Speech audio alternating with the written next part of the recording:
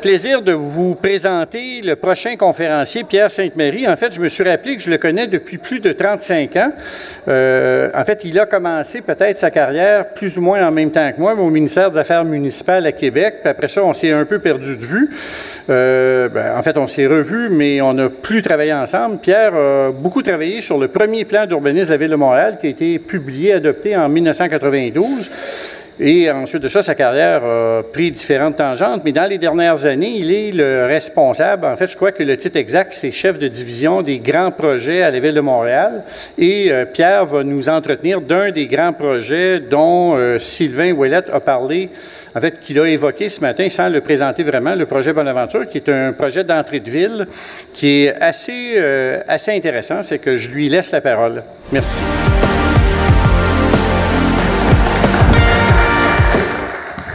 Merci beaucoup, Paul. Je vais essayer de parler à partir d'ici. Tout le monde peut me voir. Oui, ça va. Et avec le micro portatif. Donc, la présentation est structurée de façon tout à fait classique. On va parler d'abord du contexte, un peu du projet et ensuite des résultats.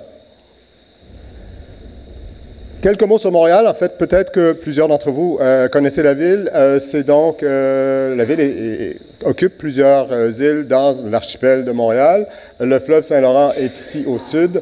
Le centre des affaires, le centre-ville, se trouve à l'extrémité sud, au centre de l'île, et donc proche de la rive sud. Il y a 2 millions d'habitants sur l'île de Montréal comme telle, mais il y a presque 1 million d'habitants sur la rive sud. Et puisqu'il y a des mouvements importants qui sont nécessaires pour desservir le centre-ville, en 1962, il y a le pont Champlain qui a été construit pour traverser le fleuve. Alors, on parle d'un pont quand même de 3,4 km de long. Et en 1966, à l'occasion de l'exposition universelle, on a créé une autoroute pour relier le pont Champlain au centre-ville. De part et d'autre, se trouvait de cette autoroute, au nord du canal de la Chine, se trouvent 2 quartiers, le Griffintown et le Faubourg des Récollets, qui à l'époque étaient des secteurs industriels. En perte de vitesse, Laurence Vincent en a parlé ce matin, elle parlait du Griffintown où le projet Launay s'est implanté beaucoup plus tard. Mais donc, quand l'autoroute Bonaventure a été construite, le choix qui a été fait, c'était de faire une autoroute sur pilotis. Alors, la dévitalisation des lieux, la présence de l'autoroute ont mené justement à la multiplication de terrains de stationnement, comme on voit sur cette image. Avec le temps, l'état de la structure s'est vraiment dégradé, ce qui fait que vraiment, elle était arrivée à une fin de vie. Et la Ville de Montréal, qui normalement d'ailleurs n'est pas du tout responsable des autoroutes, c'est une suite d'accidents historiques qui font en sorte que la Ville de Montréal était propriétaire de ce tronçon d'autoroute. Donc, la Ville de Montréal se retrouvait avec le choix d'investir des dizaines de millions de dollars pour essentiellement reconstruire l'autoroute ou bien de faire autre chose. Et le choix a été d'autant plus marqué par l'évolution justement des quartiers de part et d'autre. Donc, le Griffintown à gauche a accueilli une importante école d'ingénieurs qui s'appelle l'École de technologie supérieure. Et on voit, en fait, peut-être que vous voyez mal, c'est écrit petit sur la diapo. Il y a eu une augmentation incroyable du nombre d'étudiants dans le secteur, c'est-à-dire en 8 ans de 83 %. Il y a eu des projets résidentiels, dont celui dont nous parlait Laurence Vincent ce matin, ce qui fait que la population dans le Griffintown a augmenté en 2011 et 2017 de 642 %. Et du côté est, dans le Faubourg des Récollets, les pouvoirs publics, le gouvernement du Québec en particulier, a investi pour développer le secteur dans le domaine des nouvelles technologies. Ce qui fait qu'on se retrouvait là avec des morceaux de centre-ville en devenir. La vocation industrielle était complètement partie et l'autoroute Bonaventure sur pilotis avait d'autant moins sa place.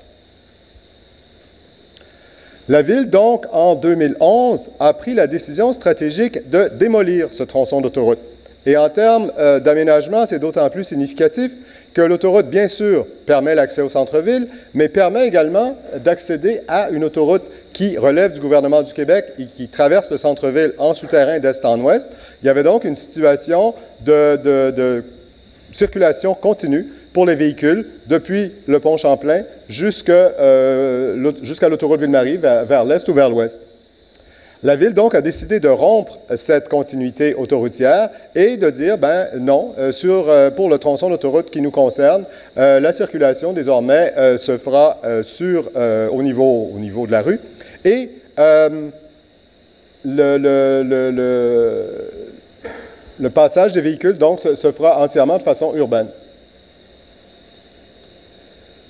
L'objectif retenu était donc de faire une nouvelle entrée de centre-ville, à la fois prestigieuse, fonctionnelle et conviviale, de retisser les secteurs adjacents et de soutenir le développement immobilier privé. Alors, contrairement à ce qui se passe ici, les municipalités au Québec, et Montréal en fait partie, investissent très peu et ne sont pas du tout dans des sociétés d'économie mixte ou des choses du genre.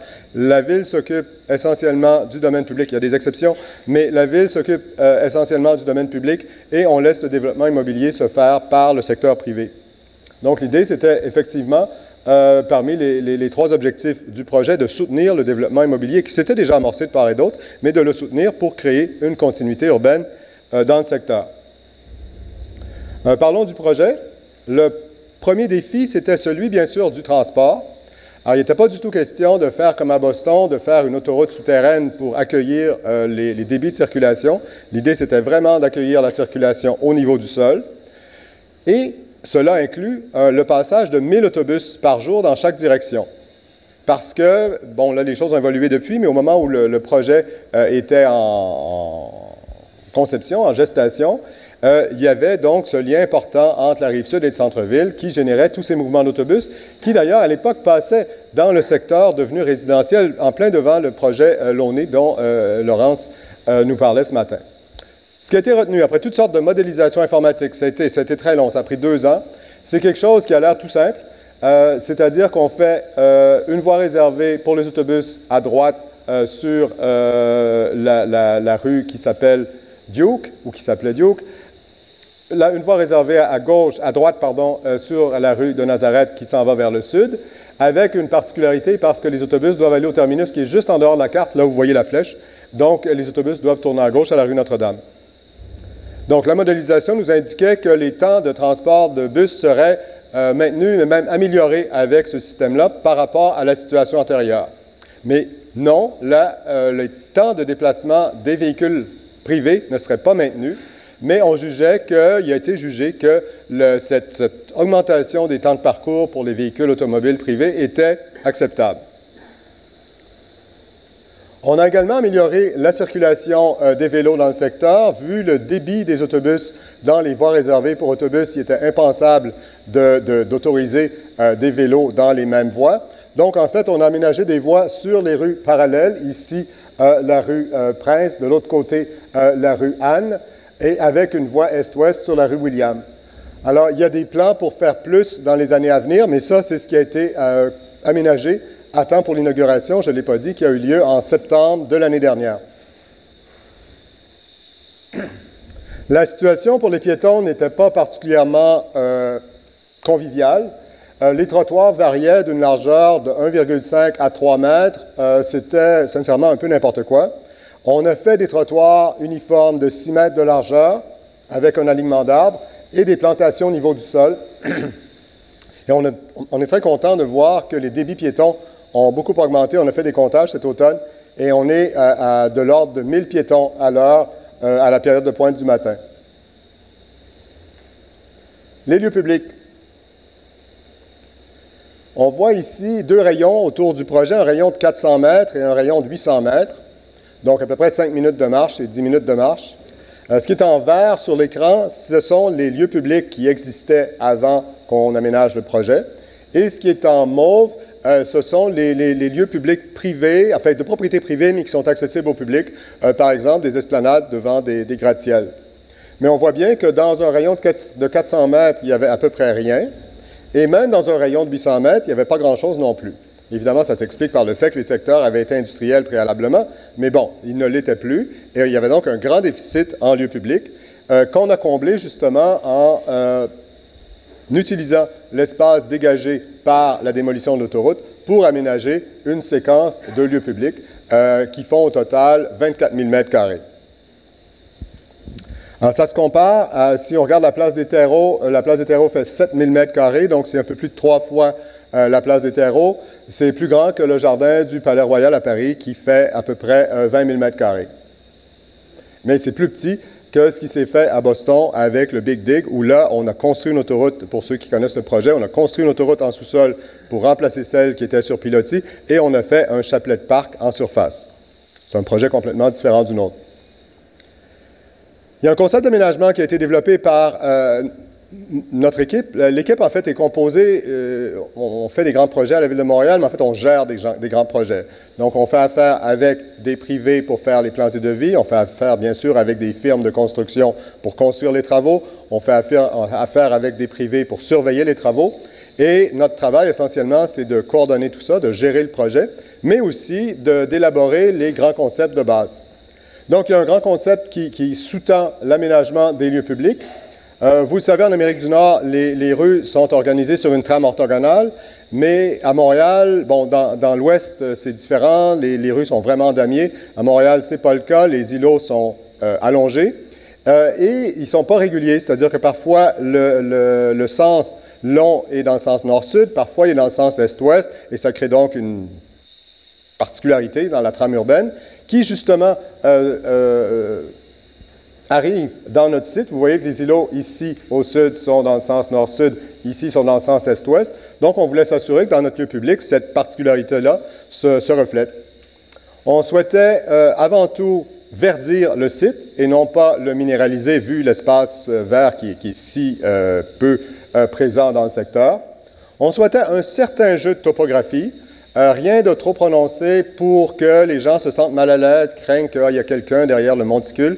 Donc, on a au maximum des dénivellations d'1,5 m.